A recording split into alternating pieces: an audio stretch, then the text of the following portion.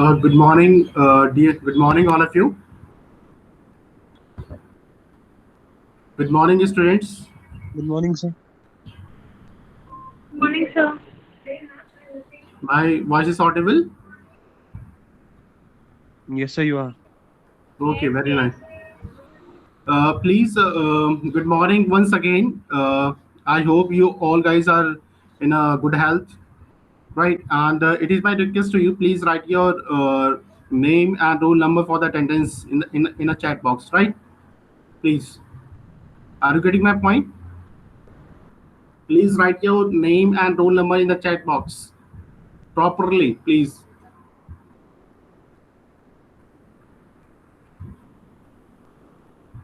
R- r- write the name, codes, and roll number.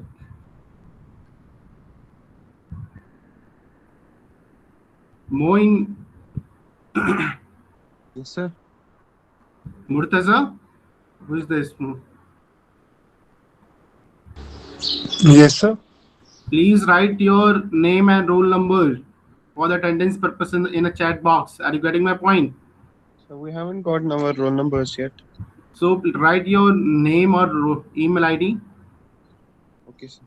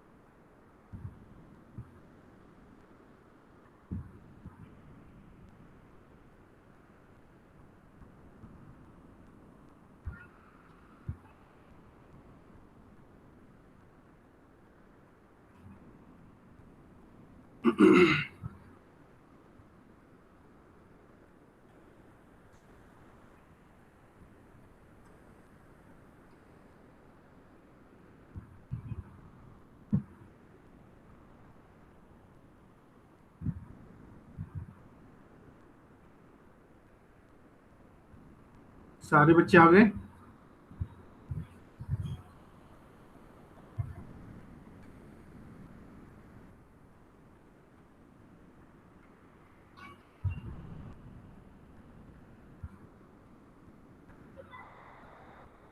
Beta, beta, your attendance is very important for your. It is mandatory. Attendance is mandatory.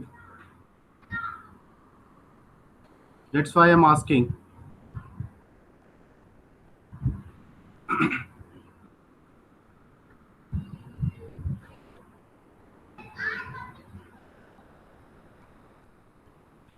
Twenty-one students. बाकी सारे बच्चे कहाँ रह गए आज? बेटा, your attendance is compulsory. It is a university guidelines, not from my side, please.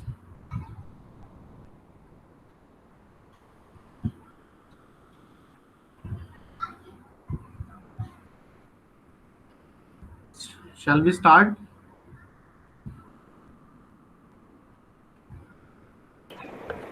Yes, sir.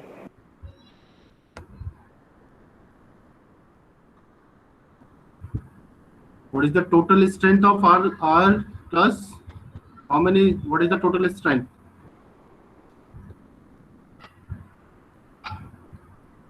Sir, 63. And we are having 26. बाकी साहब बाकी कहाँ पर हैं?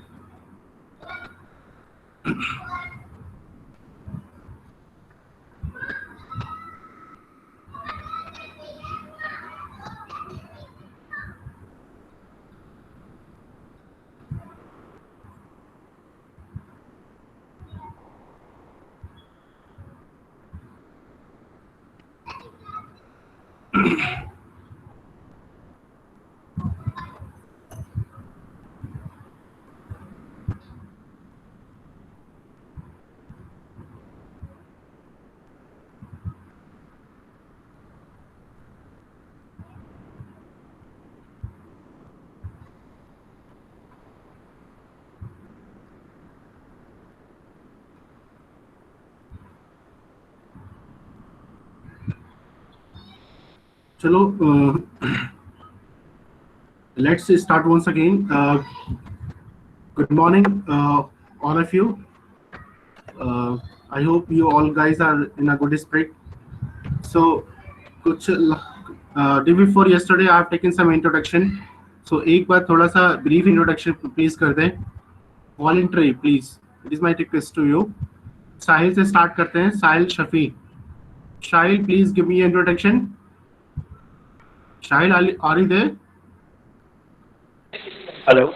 Please give me an introduction. Can you repeat, sir? Please give me an introduction, please. My name is Mohammad Sahil Shafiq. As you be a third semester, Mm-hmm. and I guess that's enough. Okay. Why you have opted BBA? What is the reason? Because I don't wanted to be a sheep. I don't wanted to do engineering or medical like others. I wanted to explore some other side of education system. So I opted BBA because Okay. Thank you. Ayub Ansari. Yes, good afternoon, sir. Very good afternoon. Sir, my name is Ayub Ansari.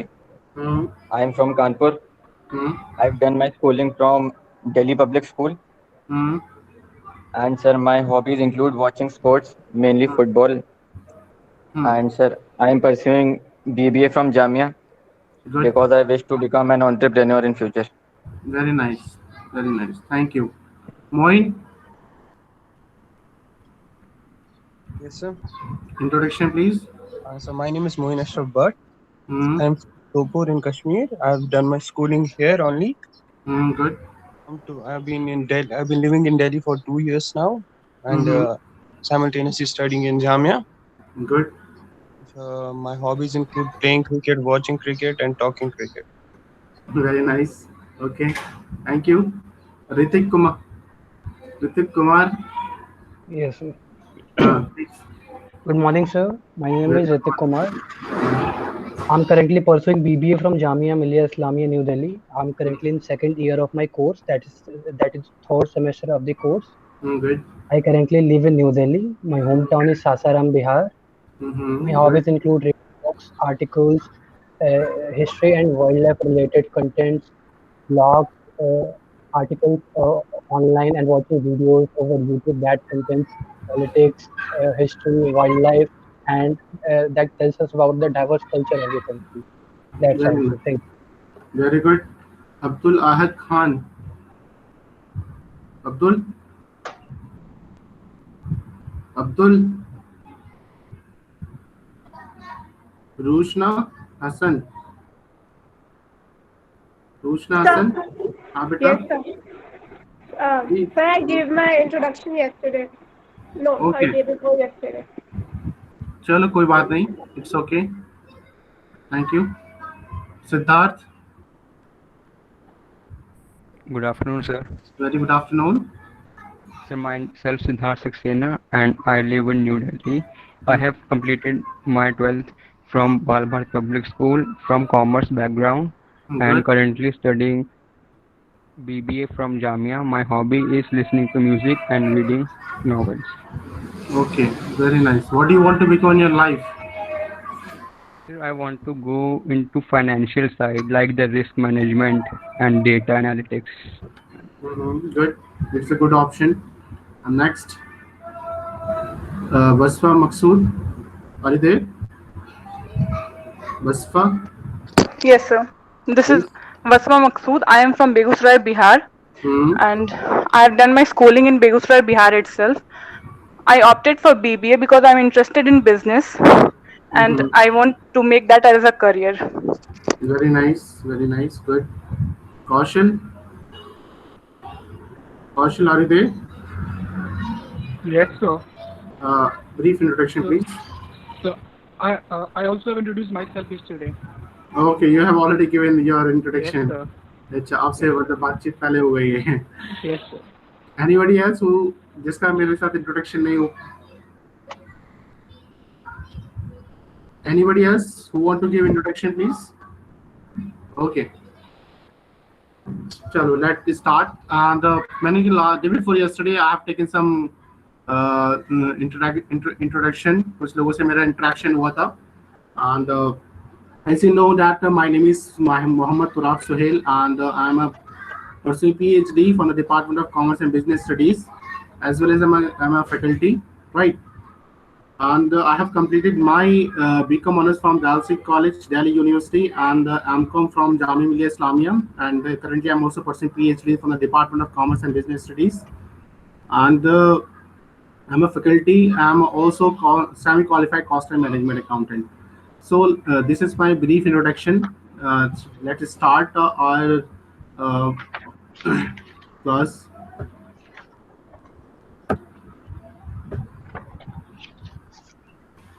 So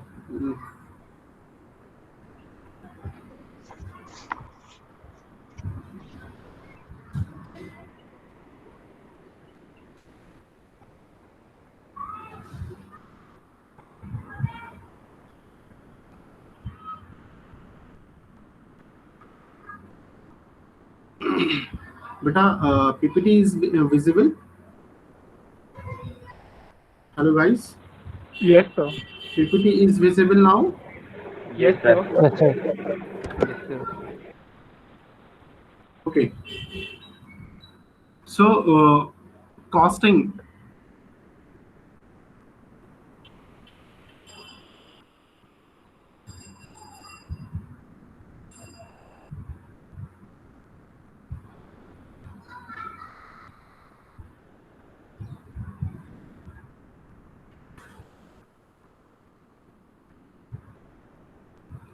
So first of all, I would like to tell about what is the actual definition of the cost accounting, right? So according to CIMA England, define costing as the technique, is saying as the technique and process of ascertaining cost, right? Weldon has defined it is as the classifying, recording, appropriate allocation of expenditure for the determination of cost of product or services, the relation of these cost to sales value, and the ascertainment of the profitability. What does that mean, guys? It says costing is an technique to ascertain the cost. For example, if you are manufacturing any product, उसकी actual में cost कितनी आ रही है. For example, you are manufacturing a marker, right?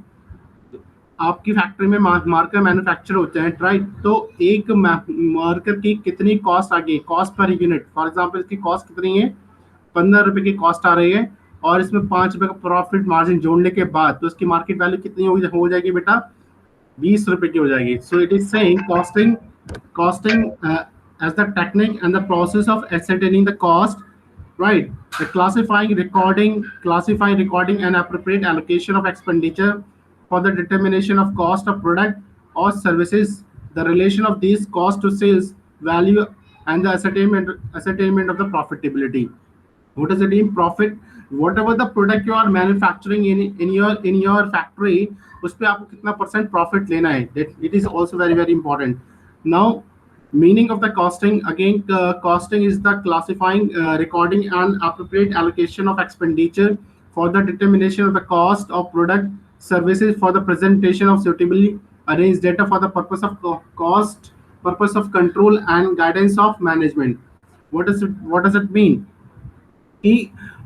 For costing is the classifying. आपको what you have to do, you have to prepare the cost sheet.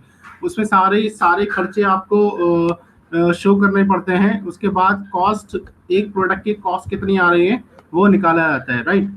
So next is your objective of the cost accounting. What is the objective of the cost accounting? इसकी need क्या है? What is the need of the cost accounting? Cost accounting की जरूरत क्यों पड़ी, वो क्या वजह रही है? It is an important question. It can be asked in a 2 marks in your exam. It is an important question for the theoretical point of view. Try to understand the concept. You have already studied. There are some candidates who are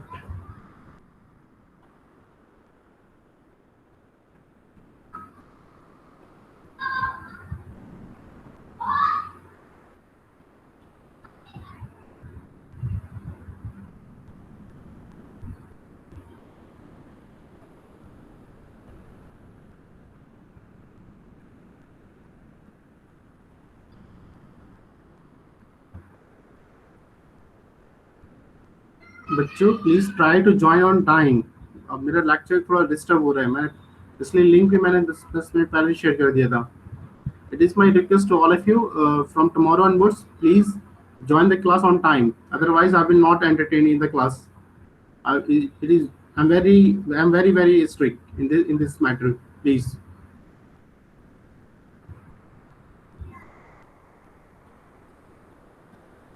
So what is the objective of the cost accounting? यहाँ पे हम लोग थे, क्या need है cost accounting के पढ़ने की, क्या जरूरत रही है, ठीक है।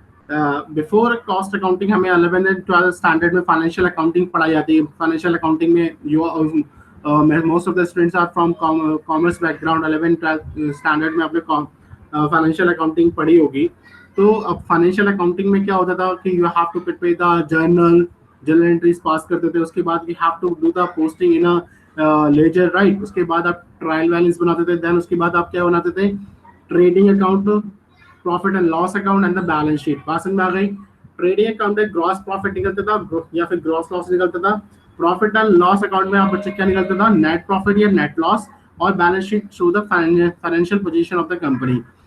तो वहां पे जो हमारा क्या ऑब्जेक्टिव था फाइनेंशियल अकाउंटिंग का, to deliver, to show the financial position of the company to the external user as well as the internal user. बात समझ आ गई। तो वहां पे कुछ ऑब्जेक्टिव फुलफिल नहीं हो पा रहे थे, that's why new accounting emerge हुई, उसका नाम क्या पड़ा, कॉस्ट अकाउंटिंग।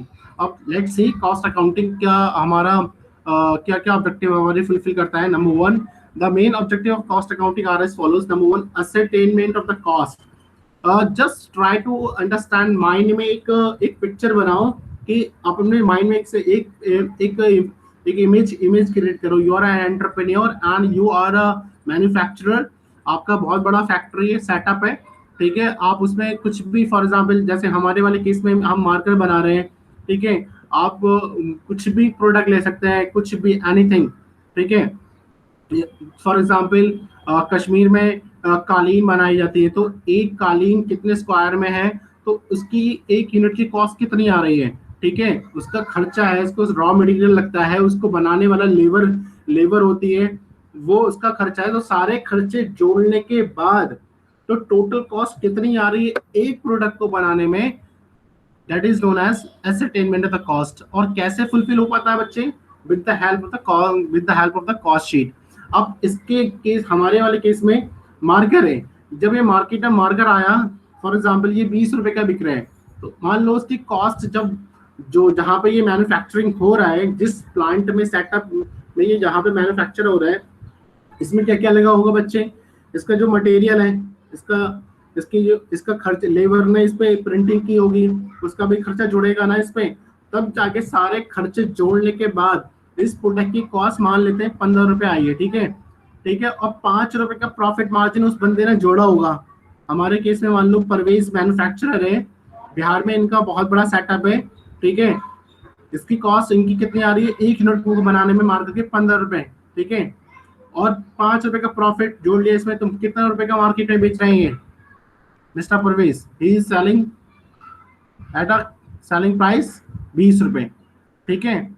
बात समझ में आ गई। तो पहला ऑब्जेक्टिव क्या है कॉस्ट अकाउंटिंग का, the primary objective of the cost accounting is to ascertain the cost of various products, whatever the product you are manufacture. कुछ भी आप अपना प्रोडक्ट मैन्युफैक्चर कर रहे हैं, ठीक है, तो उसकी एक यूनिट की कॉस्ट कितनी आ रही है, यही सबसे पहला ऑब्जेक्टिव होता है कॉस्ट अकाउंटिंग का, ठीक है।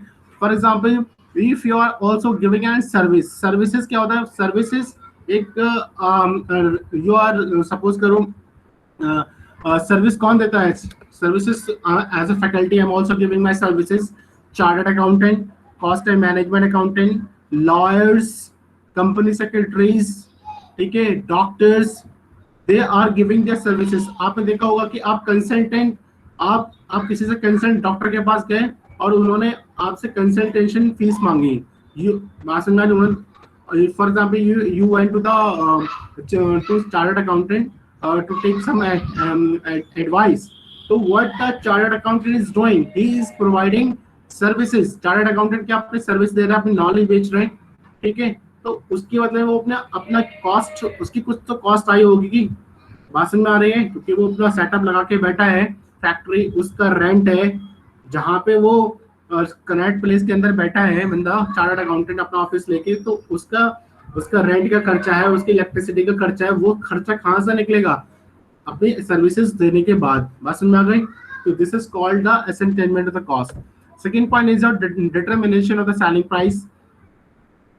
Determination of the selling price, वहीं से बात निकल के आती है बच्चे। Cost accounting provide detail information about the composition of the total cost for the determination of the selling price of the product और सर्विसेज। जैसे हमारे वाले केस में मैन्युफैक्चरर पर मिस्टर परवेज बिहार का में सेटअप में 15 रुपए की कॉस्ट आ रही है, इन्होंने 5 रुपए इस पे प्रॉफिट मार्जिन जोड़ लिया, तो सेलिंग प्राइस कितने का डिसाइड हुआ? 20 रुपए का। बात समझ में आ रही है? हो सकता है कि इसकी मार्केट की कॉस्ट कितनी आ रही है? 40 रुपए आ रही है, 10 रुपए का इस पे प्रॉफिट मार्जिन जोड़ा, सेलिंग प्राइस कितनी बन जाएगी बच्चे? सेलिंग प्राइस कितनी बन जाएगी? Selling price would be 50 rupees. बात समझ में आ गई? तो कॉस्ट अकाउंटिंग पहला ऑब्जेक्टिव क्या है? Help in the ascertainment of the cost. दूसरा क्या है? Determination of the selling price. Third point is on estimation of the profit. Cost accounting provides detailed information about the composition of the total cost for the determination of the selling price of the product or services. After calculating estimated cost of the product, then certain margin of profit is added in the total cost. ये मैंने अभी example देके बताया, जितनी आपकी cost आ रही है उस पर अपना प्रॉफिट मार्जिन जोड़ा, ठीक है? तो it help in the estimation of the profit also, ठीक है? Next is your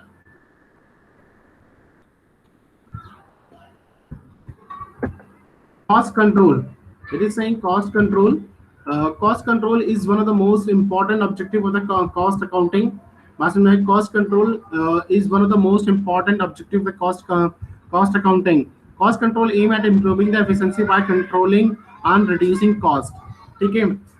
What does that mean? cost की जो आप प्रोडक्ट बच्चे बना रहे हैं, उस प्रोडक्ट को कॉस्ट का मतलब होता है लागत, कितनी लागत उसमें आ रही है।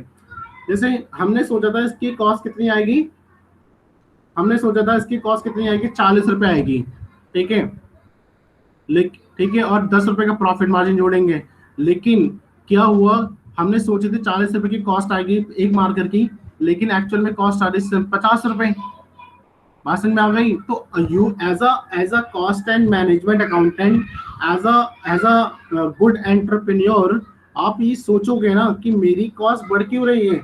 क्या ऐसा तो नहीं है जो मटेरियल इसमें बच्चे लगा है, वो मटेरियल जिस सप्लायर से हम लेकर आ रहे हैं, क्या हमने महंगा तो नहीं खरीद लिया? क्या हमारे पास दूसरे ऑप्शंस अवेलेबल होते हैं? बात समझ आ रही है? तो it's very very simple, try to. तो कॉस्ट कंट्रोल क्या है? 40 रुपए हमने सोचा था इसकी कॉस्ट आएगी, ठीक है, और कॉस्ट इसकी आई 50 रुपए। तो अब जब इसमें मटेरियल जो लगा है, हो सकता है उस सप्लायर से हमने महंगा खरीदा हो सकता है कि जो लेबर इसमें हमने लगाई थी, जो मजदूर लोग काम कर रहे थे हमारी फैक्ट्री के अंदर, क्या हमने उसकी लोगों को ज्यादा वेजेस तो नहीं दे दी? तो you will as a good entrepreneur आप सोचोगे क्या वजह रही, व्हाट इज द रीजन कि मेरी कॉस्ट बढ़ क्यों रही है, मेरी लागत बढ़ क्यों रही है? As a good entrepreneur, as a cost and management accountant, simple सी बात है, you will find out the reason. और जहाँ अगर इसमें लग रहा है कि यार मैंने जिस सप्लायर से इसको बनाने में जो मैंने मटेरियल खरीदा था, क्या पता दूसरा सप्लायर भी उससे मेरे को सस्ता मिल जाता, तो उस बंदे से पार्टी से मैं सस्ते में खरीद लेता, तो हो सकता है कि इसकी कॉस्ट 40 की बजाय 35 रुपए कॉस्ट पर यूनिट आ जाती। बात समझ में आ गई? तो this is called cost control. तो कॉस्ट कंट्रोल इज, तो आपको सोचना पड़ेगा, आपको थोड़ा सा एनालिटिकल माइंड होना पड़ेगा। बात समझ में आ रही? It's very very simple. Costing is very very interesting subject. Keep patience. Listen. Try to understand the concept. Rectification नहीं कराना है, मैं आपको हर चीज समझा कर जाऊंगा. It is my promise. Do not worry about that. Keep patience. ठीक है, बस सुनते रहें ध्यान से। तो कॉस्ट कंट्रोल बात समझ में आ गई? मैंने एग्जाम्पल दिया, इसकी कॉस्ट हमने 40 रुपए सोची थी, 50 रुपए कॉस्ट पर यूनिट आ रही है। क्या क्या रीजन है? क्या मटेरियल हमने महंगा खरीद लिया? क्या लेबर को ज्यादा वेजेस दे दी? वो फाइंड आउट करोगे और जो वजह थी उसको दूर करोगे, ठीक है? तो this is called cost control, aim at improving the efficiency by controlling, it will improve the efficiency. बात समझ में आ गई? Controlling and reducing cost. बात simple, it's very very simple. बस दिमाग में ये रखना है, यू आर अ मैन्युफैक्चरर, आपका बहुत बड़ा फैक्ट्री सेटअप है, आपको अपनी कॉस्ट को कैसे कंट्रोल करनी है, ठीक है। सारी चीजें ऑटोमेटिक समझ में आने लगेंगी, बस आपको इमेजिन करना है, अपने दिमाग में एक पिक्चर बनानी है। जब आप विजुअलाइज करोगे ना माइंड में, यार ऐसे ऐसे हो रहा है, you are entrepreneur, you are a manufacturer, जो अपने दिमाग में हमने सेटअप कर लिया वो चीज, तो वो चीज इजी पिक्चर जब बन जाती है ना माइंड में, समझना बहुत इजी हो जाता है। हमारा माइंड ऐसे ही काम करता है, ठीक है। Next point is your cost reduction. Cost reduction is one of the most is one of the important objective of the cost accounting. जैसे मेरी हमारे वाले केस में इसकी कॉस्ट कितनी आई थी, 50 रुपए की कॉस्ट आ रही है, ठीक है। तो you how as a cost and management accountant you will reduce the cost, ठीक है। Cost accounting help in reduction of the cost of the product and services. भैया आप बना रहे हो 50 रुपए का, मिस्टर परवेज बना रहे हैं इसको 50 रुपए का, और कार्तिक साहब ये इसको बना रहे हैं 35 रुपए का, ठीक है। तो कॉस्ट किसकी कम आ रही है, कार्तिक साहब की। कार्तिक ने दिमाग लगाया होगा कि भाई कहाँ से मेरे को सस्ता में मटेरियल मिल रहा है, मैं उस पार्टी से मैं सस्ता माल खरीदूंगा ना। मैं आपको ले मैन लैंग्वेज में समझा रहा हूँ, I am not using the complicated words, tough words use नहीं कर रहा हूँ। मिस्टर परवेज की कॉस्ट कितनी आ रही है, 50 रुपए पर यूनिट मार्केट को बनाने में। कार्तिक ने इसी प्रोडक्ट को बना लिया 35 रुपए में। बात समझ में आ रही है, 35 रुपए में। दोनों को कंपेयर करने की कोशिश करो। सपोज करो ये मार्कर मिस्टर परवेज बना रहे हैं, तो उसकी प्लीज ट्राई टू अंडरस्टैंड, 50 रुपए कॉस्ट पर यूनिट। कार्तिक ने उसी को बना लिया 35 रुपए में। कार्तिक ने क्या दिमाग लगाया होगा, कार्तिक ने दिमाग ये लगाया होगा, भाई साहब जहाँ ये जो सप्लायर जो बैठे हैं ना, उन्होंने बार्गेनिंग करी, मार्केट को समझा। जो सप्लायर सस्ते में माल दे रहा होगा, चीप एंड बेस्ट जिसे कहते हैं, अपना दिमाग इस्तेमाल करना है। आप गए, आपने देखा यार, आपने बार्गेनिंग करी, आपने देखा यार क्वालिटी भी अच्छी है और ये सस्ते में खरीद रहा सप्लायर से, तो इनकी कॉस्ट आ रही है कॉस्ट पे 35 रुपए पर यूनिट, और उनकी परवेज साहब की कॉस्ट आ रही है 50 रुपए पर यूनिट। कौन टैलेंटेड हुआ बताइए, आई वांट आंसर। कौन? हेलो कार्तिक। कार्तिक समझदार है ना? Yes sir. कार्तिक। यस। और क्यों कार्तिक क्यों समझदार है? कॉस्ट कम आ रही है, जो 50 रुपए की चीज को 35 में कॉस्ट कम आ रही है, 35 रुपए आ रही है। हाँ ठीक है, वेरी नाइस। और बच्चे नहीं बोल रहे। कार्तिक ने क्या किया, उसकी कॉस्ट कब क्यों आ रही है 35 रुपए? उसने क्या किया? तो उसने अलग अलग जगह सामान लिया है। हाँ, उसने मार्केट को समझा, उसने जाके देखा कि मेरे को सस्ते में माल कौन दे सकता है। समझ में आ गई ना बात समझ में आ गई? जहां से उसको चीप पड़ रहा था माल, तो जो मटेरियल लग रहा था, तो उसने वहां से खरीदा। कार्तिक थोड़ा ज्यादा इंटेलिजेंट था, उससे दिमाग। मैं ये कंपेयर इसलिए कर रहा हूँ ताकि आप विजुअलाइज कर सके चीजों को, ठीक है। अब कार्तिक साहब 35 रुपए में हैं, अब इन्होंने 45 रुपए में बेच रहे हैं, 10 रुपए का प्रॉफिट मार्जिन जोड़ लिया, कितना रुपए का बिक रहा है? 45 रुपए का। कार्तिक साहब की कॉस्ट 50 रुपए आ रही है, 10 रुपए का 5 रुपए का प्रॉफिट मार्जिन भी जोड़ेंगे तो ये 55 रुपए का बिक रहा है सेलिंग प्राइस, और कार्तिक साहब का प्रोडक्ट बिक रहा है 45 रुपए का। मार्केट में किसका प्रोडक्ट बिकेगा? बताइए आंसर। कार्तिक साहब का। क्यों? हाँ ठीक है, आंसर ठीक है आपका। क्योंकि वो सस्ता मिल रहा है। क्योंकि इन्होंने जो कार्तिक ने बनाया जो प्रोडक्ट वो 35 रुपए में बन गया, लेकिन परवेज ने 50 में बनाया। तो ऑब्वियस सी बात है कि परवेज भी कुछ प्रॉफिट लेके ही उस प्रोडक्ट को बेचेगा, और कार्तिक भी कुछ प्रॉफिट लेके ही उस प्रोडक्ट को बेचेगा। तो अगर कार्तिक 10 रुपए का भी प्रॉफिट लेता है और परवेज 5 रुपए का भी प्रॉफिट लेता है, तो कार्तिक के प्रोडक्ट का प्राइस 45 होगा और परवेज के प्रोडक्ट का प्राइस 55 होगा। और प्रोडक्ट सेम है, तो ऑब्वियस सी बात है कि लोग 45 वाली चीज को ज्यादा प्रेफर करेंगे और 55 वाले को नहीं करेंगे। हाँ, तो कार्तिक का प्रोडक्ट मार्केट में बिक जाएगा, क्योंकि उसके कंपैरिजन में कस्टमर ढूंढता है, कंपैरिजन कर लेता है ना कस्टमर, जो उसको थोड़ा सा चीप लगता है, 1-2 रुपए सस्ता भी मिलता है। यहाँ तो 10 रुपीज का डिफरेंस आ गया, तो जिसका कार्तिक का प्रोडक्ट बिक जाएगा 45 रुपए का, इनको नहीं बिक पाएगा। अब कार्तिक साहब की जो अंदर फैक्ट्री में जो काम कर रहे हैं अकाउंटेंट, कॉस्ट है सर अगर क्वालिटी वेरिएशन होगा तो क्या होगा? क्वालिटी वेरिएशन है ही नहीं। मैंने कहा उसने, कार्तिक साहब ने दिमाग लगाया, मार्केट को जाके समझा। यही तो कॉस्ट अकाउंटिंग पढ़ाती है आपको बेटा। आपको अपना प्रोडक्ट की कॉस्ट को कैसे कम करना है, क्वालिटी को मेंटेन करने के साथ साथ क्वालिटी नहीं करानी है। It is a very interesting subject. हाँ बेटा बोल रहे हैं सर, अगर ब्रांड का कॉन्सेप्ट आ गया है यहाँ पे तो ब्रांड दोनों ही अपनी मार्केटिंग अच्छी कर रहे हैं। कार्तिक साहब ने भी अपना प्रोडक्ट मार्कर का नाम रखा है, इसमें है इनका परवेज का, मान लो कैमलिन का नाम से है, इन्होंने भी अपना ब्रांड बना रखा है बहुत तगड़ा वाला। और मार्केट मोनोपोली अगर आ जाए तो सर? मार्केट मोनोपोली तो दोनों ही दो मार्केट है, दोनों ही है।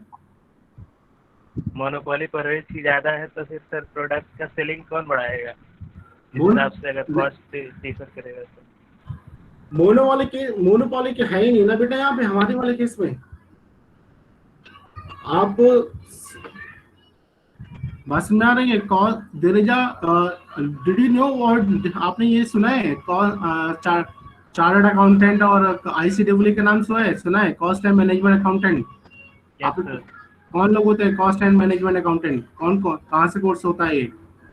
आईसीडब्ल्यू जिसे बोलते थे पहले। आईसीडब्ल्यू, हाँ आईसीडब्ल्यू, जिसको हम अभी लेटेस्ट में सीएमए बोलते हैं, कॉस्ट एंड मैनेजमेंट। तो सर हट गया ना, सीएमए हट गया, वो भी अब सीएमए नहीं होता है सर। और ये होता है बेटा प्रोफेशनल कोर्स तीन तरह के होते हैं। एक होता है चार्टर्ड अकाउंटेंट, दूसरा होता है कराती है सर। हाँ बेटा आईसीएमए कराती है सर। हाँ जी, यस इट इज अकाउंटिंग निकालता है, इसका काम ही यही होता है। हाँ जी, कॉस्ट निकालना। हाँ कॉस्ट निकालना। तो चार्टर्ड अकाउंटेंट वेरी नाइस, इसको थोड़ा पढ़ना। दूसरा होता है कॉस्ट एंड मैनेजमेंट अकाउंटेंट, तीसरे होते हैं company secretary. Chartered accountant cost ICWA जिसे सीएमए बोलते हैं, तीसरा है company secretaries. These are the professional course. ठीक है, कम टू द पॉइंट। तो बस आपको दिमाग कॉन्सेप्ट समझाने की कोशिश कर रहा हूँ at my best level. Cost reduction हो गया, बात क्लियर समझ आ गया। दूसरा है हेल्प इन डिसीजन मेकिंग। ठीक है, कॉस्ट अकाउंटिंग है the top level management in decision making whether to buy the product from the market or start manufacturing the product in their own factory। Decision making की बात कर रहे हैं। Suppose करो, इसको ऐसे समझते हैं बच्चे, सपोज करो आप एक एग्जाम्पल क्रिएट करते हैं। ठीक है, बोर्ड तो नहीं है हमारे पास यहाँ पे, क्लासरूम तो थोड़ा सा डिफिकल्ट है। ऐसे इमेजिन करते हैं चीजों को। ठीक है, सपोज करो आपकी फैक्ट्री में कार मैन्युफैक्चरिंग होती है, आप कार बेचते हैं। ठीक है, दो कंपनी है। ठीक है, एक mister x limited company for example. ठीक है, कार बना के, कार भी उसका जो बॉडी पार्ट्स है उसको खुद बनाते हैं, और लेकिन जो टायर्स हैं, टायर्स दूसरी कंपनी से खरीदते हैं। क्या करते हैं बेटा? टायर्स कितने टायर्स लगते हैं कार में? 5 का सेट होता है ना। 4 तो होते हैं, 4 पहिए, एक स्टेपनी होती है। हाँ, 5 का सेट। ठीक है, सपोज करो कार आप खुद, बाकी सारे पार्ट्स आप खुद आपकी फैक्ट्री में खुद मैन्युफैक्चर करते हैं। बस कार जो है वो आपके टायर जो है दूसरी कंपनी से खरीद के लगाते हैं और मार्केट में आप अपने कार बेच देते हैं। ठीक है, try to understand the concept, छोटा सा कॉन्सेप्ट है। अब क्या हुआ, एक 5 जो टायर हैं जिसको हम सेट बोल रहे हैं, उसको बाहर से हम खरीद के लेके आते हैं। सपोज करो, छोटा सा एग्जाम्पल लेंगे, 20,000 रुपए। ठीक है, या 2 लाख रुपीस ले लो, 2 लाख। बात समझ में आ गई? चलो 20,000 रुपए ले लो, 20,000 रुपए, 20,000 रुपए की कॉस्ट आती है। तो एक अब कॉस्ट एंड मैनेजमेंट अकाउंटेंट जो आपके टॉप लेवल मैनेजमेंट में बैठे हैं साहब, उन्होंने दिमाग लगाया कि हम अगर फैक्ट्री में अपना ही सेटअप बना लें किस चीज का सेटअप, टायर बनाने का, ठीक है, टायर, और उसकी कॉस्ट कितनी, उन्होंने कैलकुलेशंस लगाई कि उसकी कॉस्ट कितनी आ रही, 15,000 रुपए, पांच टायर के कॉस्ट, एक सेट की कॉस्ट कितनी आ रही है, 15 रुपए। तो एक सेट पे कंपनी को कितना रुपए बच जाएंगे, बताइए आंसर। 5,000 रुपए। How much? 5,000 रुपए। Exactly, very nice. अब सोचो 20,000 रुपए का हम एक सेट लेकर आ रहे थे, और खुद अपनी कंपनी में हम अपने ही फैक्ट्री में उस कार के टायर को खुद ही बना लें, तो उसकी कॉस्ट आ रही 15,000 रुपए। तो एक सेट पे 5,000 रुपए की हमारा सेविंग हो रही है। और सोचो कितना हम कार बना के बेचते हैं, उससे मल्टीप्लाई कर लो तो कितना पैसा बच जाएगा, सोचने वाली बात है। तो वहां पे एस्टिमेशन लगाया जाता है। कॉस्ट एंड मैनेजमेंट अकाउंटेंट जो टॉप लेवल पे जो कंपनी में बैठे हैं, वो लोग एस्टिमेशन लगाते हैं कि कैसे, या तो उस प्रोडक्ट जो हम बाहर से खरीद रहे हैं, या तो उसको खरीद के लेकर लगा दें, या खुद से बनाना स्टार्ट करके तब लगाएं। फायदा किस चीज में, इस वाले केस में हमें 5,000 रुपए पर सेट का फायदा हो रहा है। तो कंपनी टॉप लेवल मैनेजमेंट में जो सीएम में बैठे हैं, वो एक जो मालिक होगा उसको एडवाइस करेंगे, यार हमें देखो ये कैलकुलेशंस हैं, हमें 20,000 रुपए का मार्केट से खरीद के लेकर आ रहे हैं, 15,000 रुपए में हम खुद ही बना ले रहे हैं, क्यों ना हम इसको खुद से बनाना स्टार्ट कर दें। कहेंगे yes, this is the very right decision. अब इसका रिवर्स केस लेते हैं, खुद से बाहर से लेकर आ रहे 20,000 रुपए का, अब खुद से कंपनी में बना रहे, इसकी कॉस्ट आ रही है 25,000 रुपए पर सेट। क्या कंपनी बनाएगी? नहीं तो नो सर, नहीं बनाएगी। वेरी, और आंसर्स सर, तो 15,000 वाला जो केस है सर, उसमें सर इनिशियल इन्वेस्टमेंट भी तो होगा सर, सेटअप पूरा करने में, जैसे जितना भी खर्च लगे सर वो भी तो इंक्लूड होगा उसमें। बेटा वो एस्टिमेशन लग गया, सब कुछ लग गया फैक्ट्री में, एस्टिमेशन लगाने के बाद कह रहा हूँ मैं। सर तो प्रोडक्ट कॉस्ट सिर्फ कटेगी ना 5,000 रुपए, बाकी तो जो इन्वेस्टमेंट किया वो तो खर्चा हो जाएगा ना, एक्सपेंस में वो भी तो आएगा। मैं सारे एस्टिमेशन के बाद की बात कर रहा हूँ बेटा। अच्छा ठीक है। आपने एस्टिमेशन पहले बैठ के कैलकुलेशंस कर ली, तब जाके बात बता रहा हूँ मैं। दूसरे वाले केस में मैंने बस समझाने की कोशिश कर रहा हूँ।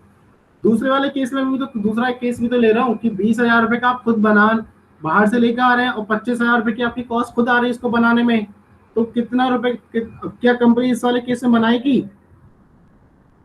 आंसर नहीं सर। क्यों नहीं बनाएगी, बताओ? सर कॉस्टिंग ज्यादा बढ़ गई है, जितने में हम खरीदे वो। हाँ, कॉस्ट बढ़ रही है। क्यों? क्योंकि भैया वो सोचेगा जितने 25,000 रुपए की तक खुद कंपनी में मेरी खुद की कॉस्ट आ रही है, क्यों ना इसको बाहर से खरीद के लगा दूंगा मैं टायर। Yes sir. बस यही तो डिसीजन मेकिंग करना है आपको लाइफ में, यही तो आपको अपने लाइफ में अप्लाई करना है बेटा। It will also apply in your practical life. आपको अपने लाइफ में ये सब अप्लाई करना है, आपको ये अपनी लाइफ से रिलेट करके देखो। Cost accounting is very very interesting subject, और मैं सारा आपको सिलेबस करा कर ही जाऊंगा यहाँ। Definitely do not worry about that. I am also semi qualified cost and management accountant. मैंने खुद अपनी लक्ष्मी नगर रह के 3 साल पढ़ाई करी है, बहुत बैठ के, बहुत 15 घंटे बैठ के पढ़ाई करी है इस टॉपिक पे मैंने। बात समझ में आ रही है? Yes sir. तो मैंने खुद बहुत स्टडी की है कॉस्ट एंड मैनेजमेंट अकाउंटिंग में। ऑलरेडी मेरे 65 मार्क्स स्कोर थे, एग्जामिनेशन थी इसमें मेरी, इस सब्जेक्ट में। सर फाइनल क्या हुआ है? हाँ सही है, फाइनल बचा हुआ है, और दुआ करो पीएचडी भी जल्दी हो जाए डिपार्टमेंट में। जी, तो बहुत स्टडी की है, बहुत रिगरस स्टडी करी है, तब जाके इस लेवल पे आए हैं। और I always need your blessings, ठीक है? हम बच्चों की दुआएं चाहिए मुझे कुछ, ठीक है? तो कुछ नोट्स है मेरे पास, ये प्रिंटर में मैंने यहाँ से क्लासेस ली थी, कॉस्ट एंड मैनेजमेंट अकाउंटिंग। ये मेरे गुरु हैं लक्ष्मी नगर में, सुमित रस्तोगी, यहाँ पे आके मैं इनकी क्लासेस सर की क्लासेस ली है मैंने, सुमित रस्तोगी सर की। हालांकि ये पर्सनल मेरा पार्ट है, मतलब मुझे शेयर नहीं करना चाहिए आप लोगों से। चलो ठीक है, डिसीजन मेकिंग समझ में आ गई, आप अप्लाई कर लोगे लाइफ में, कभी भी टफ नहीं होगा। दूसरी बात है help in preparation of, next point is your help in preparation of financial statement and other statement, a fully develop cost accounting system.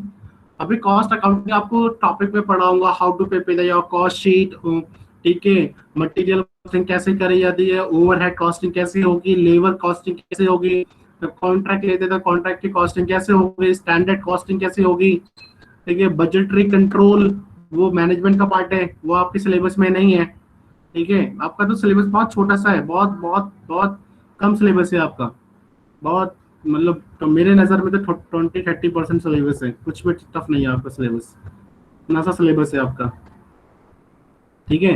तो वो मैं अभी ग्रेजुअली न्यूमेरिकल पोर्शन कराऊंगा, do not worry about that. अभी मैं theoretical थोड़ा आपको brush up कर रहा हूँ कि थोड़ी background knowledge, I am trying to give the background knowledge, ठीक है। Help in preparation of financial statement and other statement, a fully developed cost accounting system, progress and finished goods. This facilitates the preparation of financial and other statement. तो cost accounting किसमें बच्चे help करता है, help in preparation of financial statement and other statement, ठीक है। ये वाली बात भी हमने डिस्कस कर ली, to compare the actual cost with the estimated cost of the component, कि आपने एस्टिमेशन लगाया था इसकी कॉस्ट कितनी आएगी, ठीक है, और एक्चुअल में कॉस्ट कितनी आ रही है, तो वो आप कॉस्ट कंट्रोल कर सकते हैं। नेक्स्ट इज योर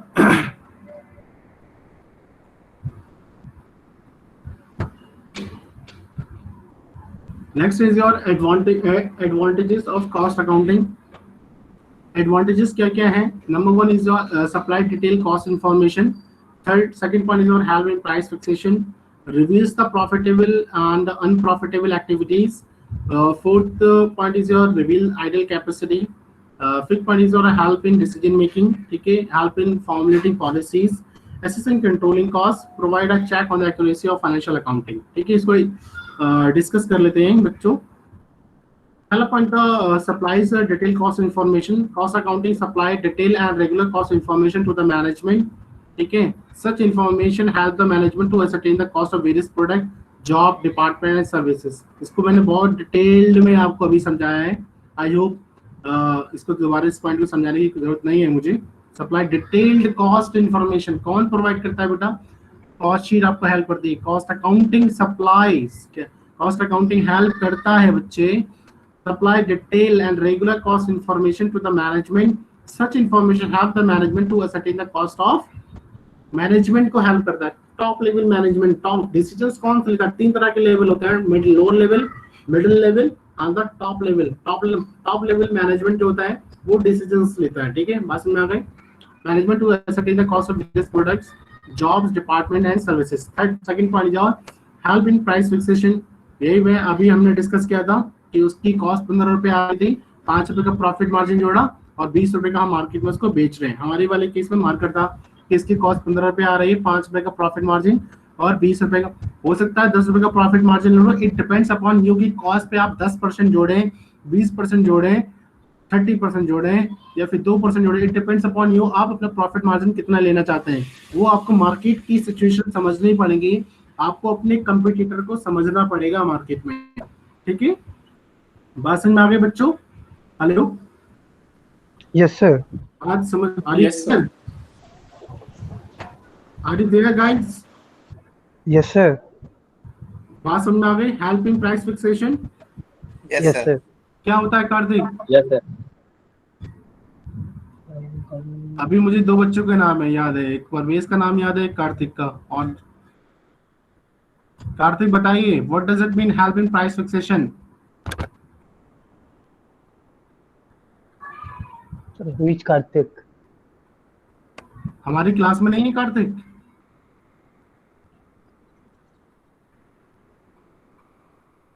चलो कौन बोलना चाह रहा है, what does it mean price fixation?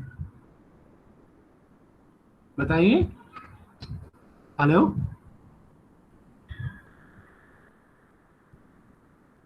Hello Sir, it means fixing the price of the product. Sir, means first we have to ascertain the cost, and then हाँ according to that, sir, we have to fix the profit margin, and हाँ, good and ठीक sir, है, then we will be able to fix the selling price. Very nice, very good, very good. आप बहुत ध्यान से सुन रहे हैं मेरे लेक्चर्स का मतलब, गुड। सफूरा है हमारी क्लास में कोई? बताइए। ऐसा तो नहीं मैं सिर्फ आप भाग के कहीं और मेरे लेक्चर ऐसे चल रहे हैं?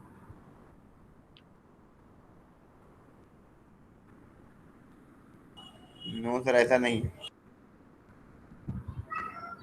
Roshna Hasan, Roshna, yes sir. क्या मतलब होता है इसका? Price, helping price fixation. Sir price fixation मतलब आपका जो प्रोडक्ट है, जो भी आप मैन्युफैक्चर कर रहे हो, उसको आप मार्केट में कितने का बेचना चाहते हो ताकि आपको एक प्रॉफिट हो, तो that is price fixation. Kashmir में कालीन बनती है ना, कालीन कौन वहाँ पे जो वर्कर्स हैं वो बनाते हैं वहाँ पे, तो उनकी कॉस्ट आती है एक कालीन को बनाने की, मान लो 1,000 रुपये की कॉस्ट आ रही है, 1,000 रुपये, और 1,000 रुपये पे 10% या 20% कॉस्ट प्रॉफिट पर लगा लो, तो उसमें कितना, 1,000 रुपये में 20% प्रॉफिट जोड़ने पे कितना प्रॉफिट निकलेगा? 1,000 पे 20%, 200। तो सेलिंग प्राइस कितने का हो जाएगा Safura? 1,000। Sir my name is Roshna. 1200। Yes sir. 1200, ठीक है। क्या 1,000 रुपये का कॉस्ट आ रही है, 1,200 रुपये में बेचना सही है आपको लगता है? और भी तो खर्चे हैं, स्टाफ, ट्रांसपोर्टेशन की कॉस्ट है, आपकी फैक्ट्री जो लेबर है वो उनको उनकी मजदूरी देनी है, कैसे निकलेगा, कैसे खर्चा निकलेगा? जो फैक्ट्री में काम कर रहे हैं उनकी मजदूरी देनी है, वो सब कॉस्ट जोड़ देंगे, वो सब कॉस्ट जोड़ोगे ना? यस, हम ट्राई करेंगे कि अपनी कॉस्ट को कम करने का, ठीक है। और प्रॉफिट मार्जिन तो भी ज्यादा रखना है थोड़ा, ऐसा नहीं कि कॉस्ट टू कॉस्ट बेचोगे तो फिर तो नुकसान हो जाएगा ना आपको। 1,000 रुपये की कॉस्ट है कालीन की और 1,000 रुपये बेच दिया, फायदा होगा नुकसान? तो कुछ भी नहीं हुआ, लॉस ही है। नुकसान हो जाएगा, नुकसान ही है। नुकसान है, नुकसान कैसे? सर लेबर कॉस्ट निकली ही नहीं, कुछ निकला ही नहीं। कॉस्ट तो निकल गई, लेकिन आप प्रॉफिट, सर सेलिंग और डिस्ट्रीब्यूशन कॉस्ट ये कम पड़ जाएगा या ये एक्स्ट्रा हो जाएगा सर? हमें क्या फायदा हो जाएगा? प्रॉफिट निकालो, कमा पाए, आप अपना खर्चा कैसे मैनेज करोगे? वही चीज सर। ये तो बड़ी दुविधा है।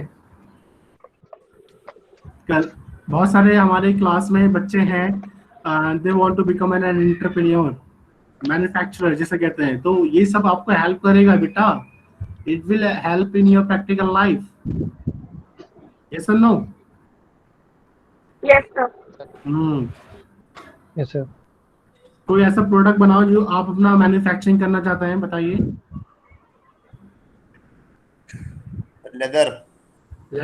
लेदर में क्या बनाओगे? Wallet sir? वो sir horse shoes and saddles. अच्छा, मतलब लेदर के शूज, ठीक है। आपकी कटलरी, ठीक है, गुड गुड। तो सपोज व्हाट्स योर नेम बेटा? सर मी? हाँ सर सुलेमान। सुलेमान साहब कह रहे हैं कि ही वांट टू फैक्ट्री में इनको लेदर के शूज मैन्युफैक्चर करना है। तो बेटा लेदर के शूज जब बनाएंगे तो उसमें मटेरियल क्या लगेगा? सर लेदर लगेगा सर। लेदर लगेगा, थ्रेड लगेगा, लेदर, उसकी जो सोल होगी, सोल जो नीचे सोल जो होती है लगेगा सर। हाँ ठीक है सर, उसमें कपड़ा लगेगा, उसके बाद कपड़ा लगेगा सर, कपड़ा सर अपर। हाँ ठीक है, वेरी नाइस। मान लो एक पेयर की कॉस्ट आ रही है 2,000 रुपए का। Yes sir. ठीक है, और तो उस पर प्रॉफिट मार्जिन कितना लेना है, कितना पसंद करोगे? सर हम 15%। 50%? 15% 15। तो 2000 का 15% कितना हुआ? 2015 का सर हम्म 250 नहीं 300 रुपए करीब। 300 रुपये ही होंगे। 300 रुपये, वेरी नाइस, गुड। हाँ, तो ये आपने प्राइस डिसाइड करा है, तो इसी को ही कहते हैं Suleman help in price fixation. Very nice, give clap for the that girl. Safoora नाम है, क्या नाम है, I don't know. Rushna Hasan, उन्होंने भी बहुत अच्छे से समझाया कॉन्सेप्ट को, और एक सुलेमान ने भी अच्छी कोशिश करी। He try to make the concept को ऐसे ही, बस आपको इंगेज होना है थोड़ा सा, ठीक है। Very nice, keep trying. Next point is your reveal profitable and unprofitable activities, ठीक है। सर हाँ बेटा, ये फर्स्ट पॉइंट है, एक बार फिर से आप समझा दें। Supply detail cost information. अच्छा बेटा, इसमें लिखा है supply detail cost information. Cost accounting जो हम पढ़ रहे हैं ये सब्जेक्ट, वो आप अपना जो जैसे लेदर का शूज बना रहे हैं सुलेमान, ठीक है। सुलेमान वांट टू तो बेटा जो जितना लेदर का शूज बना रहे हैं, तो उसमें जो कॉस्ट लगेगी, उसका लेदर खरीदोगे, उसका कपड़ा खरीदोगे उसके लिए बनाने के लिए, उसका यू नो सोल खरीदोगे, तो वो सब जिसे बोलते हैं मटेरियल, लेबर, डायरेक्ट एक्सपेंसेस, वो सारी कॉस्ट हमें जोड़नी पड़ेगी। तो वो कहाँ पे रिकॉर्डिंग होती है बेटा? कॉस्ट शीट में रिकॉर्डिंग होगी। कहाँ पे रिकॉर्ड होगी? Cost sheet. वो मैं नेक्स्ट सेशन में डिस्कस करूंगा वहाँ पे, ठीक है। तो वो कॉस्ट अकाउंटिंग ही आपको हेल्प करेगी, ठीक है। क्लियर है? Next point is your reveal profitable and unprofitable activities. In cost accounting, costs are ascertained by product, job, process, or department. Management can distinguish between profitable and unprofitable activities and take a step to improve the operating efficiency. And unprofitable line consider the modification elimination. जो activity आपके लिए profitable होगी उसको काम को करेंगे, जो unprofitable activities होंगी उसको हम एलिमिनेट कर देंगे। Fourth point is your reveal idle capacity. There may be the idle capacity in a concern due to the shortage of the demand, breakdown of the machinery, or other bottleneck of the production. Cost accounting helps the management to ascertain the cost of idle capacity and take a step to improve the capacity utilization. क्या मतलब हुआ? कभी-कभी क्या होता है कि आपकी factory में there may be idle capacity। क्या हुआ कि आपकी फैक्ट्री में लेबर भी है, ठीक है, सारे रिसोर्सेस है क्या, लेकिन मटेरियल, रॉ मटेरियल क्या है, सप्लाई नहीं हो पाया। क्या नहीं हो पाया बेटा? रॉ मटेरियल सप्लाई नहीं हो पाया। आइडल कैपेसिटी की बात कर रहे थे। देयर में भी था idle capacity, shortage of the demand, जो आपकी वर्कर बैठी हुई है और रॉ मटेरियल ऊपर से सप्लाई नहीं हो पाया, जिसकी वजह से क्या होगा, प्रोडक्शन रुक जाएगा। Breakdown of the machinery का मतलब क्या है? ब्रेक डाउन इसका मतलब क्या होता है? What do you mean breakdown? Machinery का ब्रेकडाउन का मतलब ये हुआ कि आपकी फैक्ट्री में चलते चलते आपकी मशीनरी खराब हो गई। मशीनरी जब खराब हो गई तो क्या होगा बेटा? आपका प्रोडक्शन रुक जाएगा ना। सब प्रोडक्शन रुक जाएगा। Very nice, very good, simple सी बात है। तो प्रोडक्शन रुकने से की वजह से आपका जो लेबर जो बैठी है वो तो खाली आपके पैसे जाएंगे ना बैठ। आपकी मशीनरी खराब हो गई, आपने अपनी फैक्ट्री में लेबर बुला ली, तो लेबर तो अपनी पूरी सैलरी पूरे दिन की दिहाड़ी लेके जाएगा ना। वो बोलेगा भाई साहब इसमें मेरा कोई फॉल्ट थोड़ी नहीं है, आपकी तरफ से नहीं दे रही है, जब आपने मुझे बुलाया है तो मैं तो काम करने आया हूँ, आया नहीं। जी sir. Next point is all help in decision making.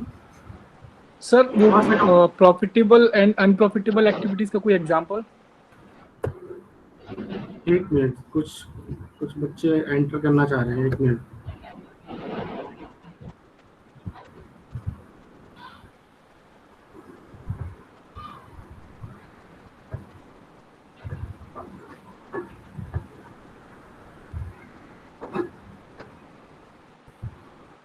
Session over हो गया सर। बस बेटा इसको कंप्लीट कर दूं, उसके बाद तो बस वाइंड अप कर रहा हूँ।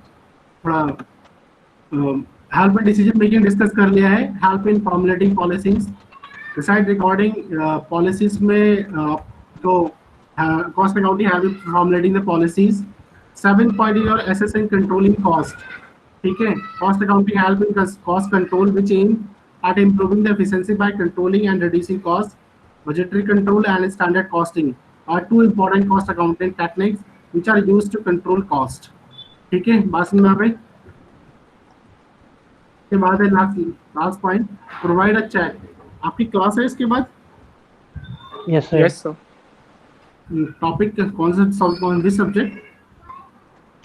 Business mathematics. मैथमेटिक्स। अच्छा, चलो थोड़ा सा कर लेते हैं वाइंड अप।